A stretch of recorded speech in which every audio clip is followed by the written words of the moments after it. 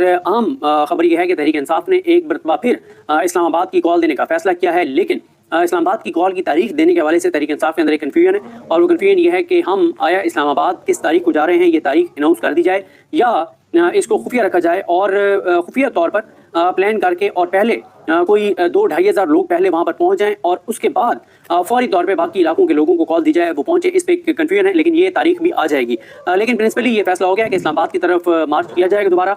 और साथ ही जो दीगर अजला में जो एहतजाज के हवाले से इमरान खान ने कहा था कि आपने करना है, उसके हवाले से भी नई तारीखों का ऐलान कर दिया गया है, जिसमें जो ऐलान किया गया है उसमें 11 अक्टूबर को मुल्तान और साहिवाल में एहतजाज होगा, 12 अक्टूबर को गुजरांवाला और सरगोदा में एहतजाज होगा, 13 अक्टूबर को डेरा गाजी खान डिवीजन में एहतजाज होगा और 14 अक्टूबर को लाहौर और फैसलाबाद में दोबारा एहतजाज होगा। और साथ ही जो इस्लामाबाद की कॉल है उसके हवाले से कहा गया कि पॉलिटिकल कमेटी जो है वो ऐलान करेगी। ये तो हो गया मामला। देखें, असल में मसला ये है कि काजी फाइज ईसा साहब की एक्सटेंशन के लिए दोबारा जो है वो कोशिशों का आगाज़ कर दिया गया है। और तहरीक इंसाफ, क्योंकि हुआ यह था कि तहरीक इंसाफ का जिस बुरे अंदाज में जो उनकी तहरीक का एक एहतजाज का अख्ताम हुआ या एक कन्फ्यूजन फैली, उसके बाद हुकूमत दोबारा शेयर हो गई, मौलाना फजल रहमान से मुलाकातें शुरू कर दी। और फिर देखें ना कि कल एक आज ख़त लिख दिया है दोबारा स्पीकर कौमी असम्बली अयाज सादिक ने, और उन्होंने ख़त लिखा है उसको इलेक्शन कमीशन ऑफ पाकिस्तान को और कहा है कि जनाब आप वो करें, जो मखसूस नशिस्तें हैं जो हमने कानून में तब्दीली की थी, उसके बाद ये मखसूस नशिस्तें चोरों डाकुओं लुटेरों में दोबारा तकसीम करें, यानी नून लीग और पीपल्स पार्टी में दोबारा तकसीम करें। साथ ही पेशावर हाई कोर्ट ने जो है वो KPK असम्बली में सेनेट इंतखाबात करवाने के लिए जो पिटीशन है वो कल समाअत के लिए मुकर्रर कर दिया है। और ये भी देखें कि आज पेशावर हाई कोर्ट में जो प्रैक्टिस एंड प्रोसीजर तरमीमी ऑर्डिनेंस है जरदारी का जारी किया गया। काजी फाइज ईसा को मुनीब अख्तर साहब को कमेटी से निकाल के और अमीनुद्दीन खान को कमेटी में लगाने के लिए उसको चैलेंज किया गया था शिबली फराज साहब की तरफ से। उस पर भी पेशावर हाई कोर्ट ने लंबी तारीख डाल दी, 15 तारीख। इस वक्त पूरी तरह से काजी फाइज ईसा साहब अभी भी निज़ाम को पूरी तरह से वो कंट्रोल किए हुए हैं। लाहौर हाई कोर्ट की आलिया नीलम हो, उन्होंने जिस तरह से उस practice and procedure ordinance act उसमें तरमीम के ऑर्डिनेंस के साथ जो कुछ किया वो आपके सामने है। कैसे जैसे फैसल जमान से अपने पास लगाया, फिर समात मुल्क एक दिन अपना कॉज लिस्ट मंसूख कर दी, फिर अगले दिन आके लंबी तारीख डाल दी। सिंध हाई कोर्ट साहब ने देख लिया कि वहाँ भी बस तारीख पे तारीख और लंबी चौड़ी बातें, कुछ नहीं इसके ऊपर किया जा रहा। पेशावर हाई कोर्ट भी आज आपने देख लिया, यानी 3 हाई कोर्ट्स जो हैं वो काजी फाइज ईसा को डिक्टेटर बनाने के लिए और उसको वारदातें डालने के लिए जो जरदारी और शहबाज शरीफ ने मिलकर वारदात डाली है उसके ऊपर 3 हाई कोर्ट्स ने एक तरह से हाथ खड़े कर दिए हैं और उन्होंने कहा जी हम कुछ नहीं कर सकते। और जाहिर है हाई कोर्ट के जो चीफ जस्टिस हैं वो उनको पता है कि हमने आगे सुप्रीम कोर्ट में आना है, और उनको एक शायद खौफ है अपनी ज़ात का कि अगर काजी फाइज ईसा कंटिन्यू कर गया हम यहाँ से हम इसको सस्पेंड भी कर दें और काजी फाइज साहब ने बैठ के हमारे फैसले को कलअदम कर दिया फौरन, तो बाद में हम सुप्रीम कोर्ट नहीं जा सकेंगे अगर काजी फाइज साहब की एक्सटेंशन होगी। यानी अभी तक 3 हाई कोर्ट को कम से कम खौफ सता है।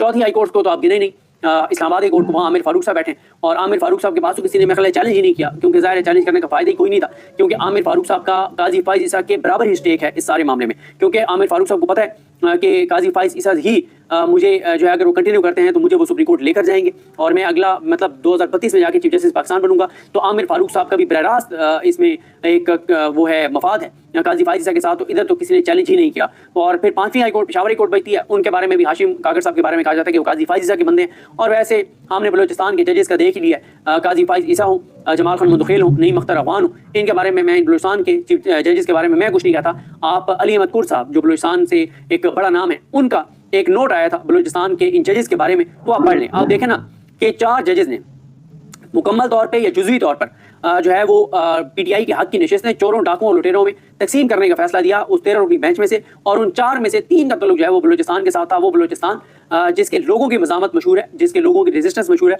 लेकिन उस बलूचिस्तान के जजेस के हालात और सूरत हाल आपके सामने है कि उस बलूचिस्तान के 3 जज हैं, उनमें से मतलब 2 ने जुज़वी तौर पर और 1 ने मुकम्मल तौर पे ये नशिस्तें चोरों डाकुओं लुटेरों को देने का फैसला जो है वो सादिर किया। तो इससे आप अंदाज़ा लगा लें कि क्यों बलूचिस्तान को उनके हकूक़ नहीं मिलते, क्यों बलूचिस्तान की नाइंसाफ़ी ख़त्म नहीं होती। क्योंकि बलूचिस्तान से जो लोग आते हैं यहाँ पे जजेस, उनके आपने हालात और सूरत हाल आपने देख लिया कि 3 जज जिनमें से 1 चीफ जस्टिस पाकिस्तान है, उसके बावजूद बलूचिस्तान के हालात कितने बदतर हुए हैं पिछले 1 साल में। पिछले 1 साल में जो कुछ पूरे पाकिस्तान में हुआ है, वैसे तो काजी साहब ने अब पूरे पाकिस्तान को ही बलूचिस्तान बना दिया है जबरी गुमशुदगियों के हवाले से। और इन जजेस को एक नाम दिया गया, वो मैं नाम नहीं लेना चाहूँगा, वो नामुनासिब एक नाम है कि इनको जुडिशरी में कौन सा ग्रुप जो है वो कहा गया कि इन्होंने कहा कि बलूचिस्तान ने तो आगे शायद जाना नहीं है, तो हम पूरे पाकिस्तान को बलूचिस्तान बना दें और हालात पूरे पाकिस्तान में बलूचिस्तान जैसे बना दें। ये सोशल मीडिया के ऊपर इनके ऊपर तनकीद हुई, लेकिन मैं वो बात मुझे जो नाम इनके लिए लिया गया जिस तंजीम का, कि उस तंजीम का ये जजेस विंग है, तो मैं वो नाम नहीं लूँगा क्योंकि वो नामुनासिब है। तो अब क्योंकि क्वेश्चन दोबारा शुरू हुई हैं, तो तहरीक इंसाफ क्योंकि पिछले 72 घंटे में बहुत कन्फ्यूजन थी, और बहुत कन्फ्यूजन इसलिए थी कि तहरीक इंसाफ मुकम्मल तौर पर खाइब थी। पाकिस्तान की सबसे बड़ी जमात जिसको 2 था अक्सरियत लोगों ने दी, और जिस जमात का सरबराह इमरान खान जेल में, उसकी बीवी जेल में बेगुनाह, कोई उसका कसूर नहीं है, और बुशरा बीबी साहबा जेल में, बुशरा बीबी साहबा के अलावा इमरान खान की बहनें जेल में, उज़मा खान और अलीमा खान जेल में तो नहीं, वो पुलिस की हिरासत में, और उनका भांजा हसन न्याजी वो जो है वो मिलिट्री कस्टडी में और 1.5 साल हो गया है। तो इससे ज़्यादा इमरान खान क्या कुर्बानी दे। और पार्टी की हालात ये हैं कि अली अमीन गंडापुर साहब ने जो किया, उसके बाद पार्टी एक कन्फ्यूजन के शिकार थी, और अली अमीन गंडापुर साहब ने आज फिर एक खिताब किया। मेरा ख्याल है कि उस पर अब मैं मजीद बात नहीं करूँगा। आप में से अगर कोई इंटरेस्टेड है खुद,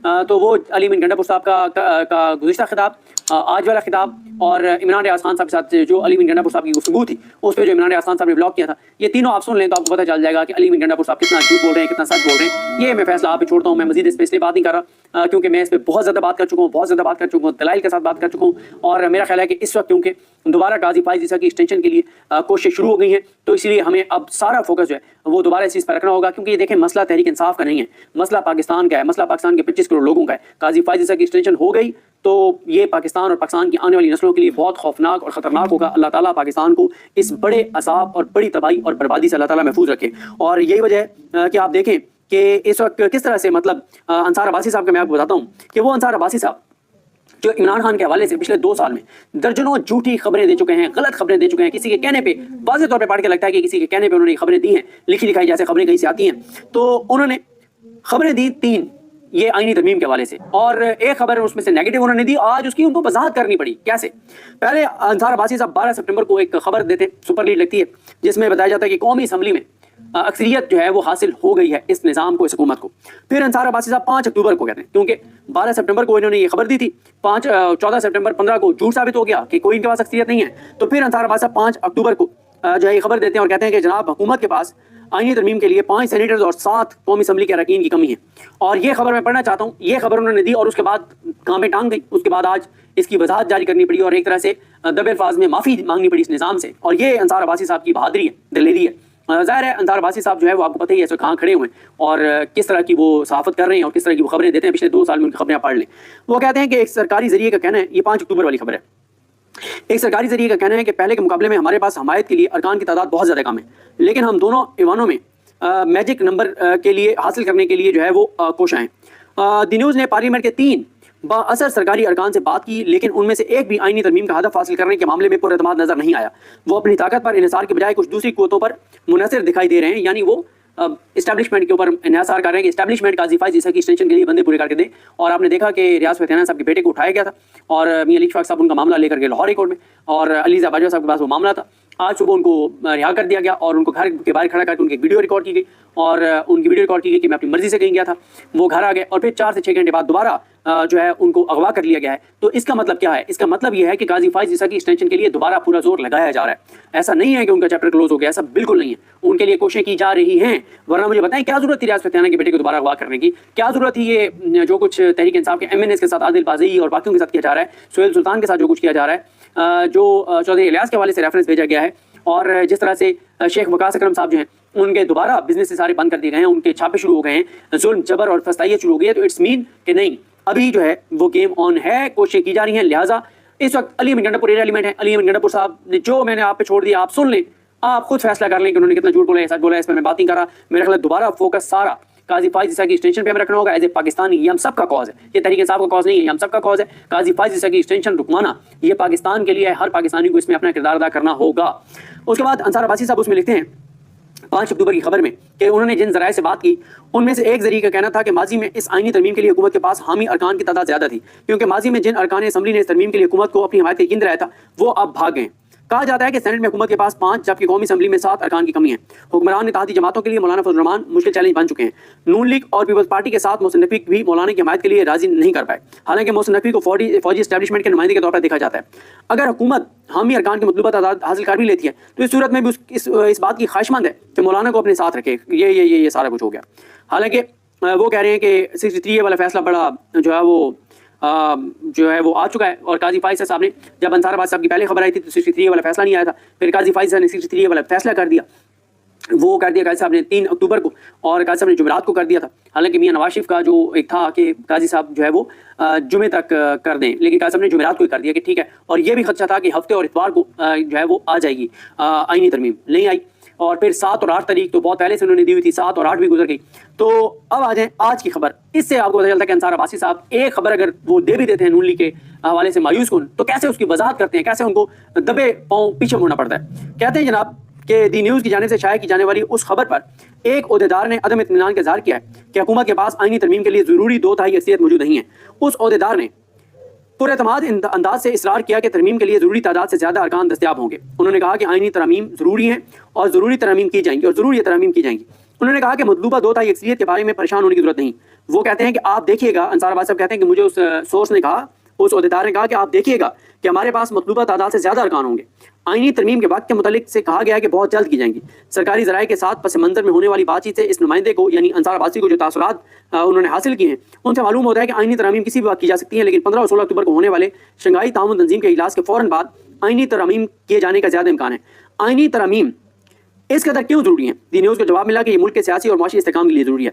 गुज़िश्ता हफ्ते दी न्यूज़ की ज़राए के हवाले से खबर थी कि आईनी तरमीम के लिए हुकूमत के पास 5 सेनेटर्स और 7 MNAs काम है। इस ज़िमन में दी न्यूज़ के ने 3 बाअसर सरकारी कान से बात की, लेकिन उनमें से एक भी आईनी तरमीम का हदफ हासिल करने के मामले में पूरा एतमाद नजर नहीं आया था।